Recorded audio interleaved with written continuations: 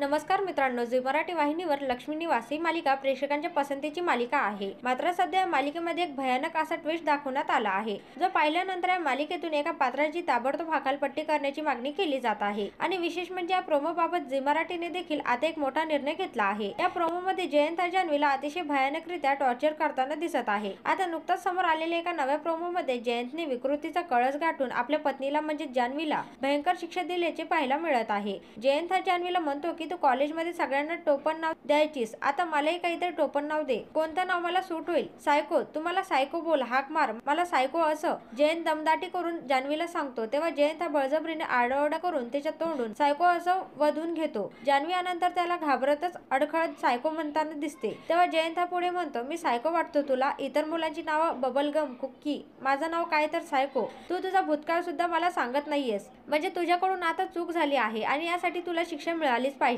हात वर कर आणि गुडघ्यावर बस असे म्हणत तो तिला हात वर करून गुडघ्यावर बसण्याची शिक्षा देतो. आणि मालिकेतला हा भयंकर प्रकार पाहून प्रेक्षक आता या मालिकेचा तीव्र निषेध करताना दिसत आहेत. कारण आज महिला दिन आहे आणि महिला दिनाच्या दिवशीच एका महिलेला या अशा प्रकारची शिक्षा देताना पाहून प्रेक्षक प्रचंड संतापले आहेत. समाजात काय संदेश देत आहात तुम्ही लोक? हा फुकटचा छळ आहे. हा झुरळवाला जरा जास्तच करायला लागला आहे. या मालिकेमध्ये निव्वळ मूर्खपणा दाखवण्यात आला आहे. या जयंतला मालिकेतून हाकलून द्या असे म्हणत त्या प्रोमोवर प्रेक्षकांनी तीव्र निषेध दर्शवला आहे. त्यामुळे प्रेक्षकांचा हा संताप पाहून झी मराठीने स्वतः त्यांच्या सोशल मीडिया पेजवरून हा प्रोमो आता डिलीट केला आहे. दरम्यान तुमच्या मालिकेसंदर्भात काय प्रतिक्रिया आहे ते कमेंट करून नक्की सांगा.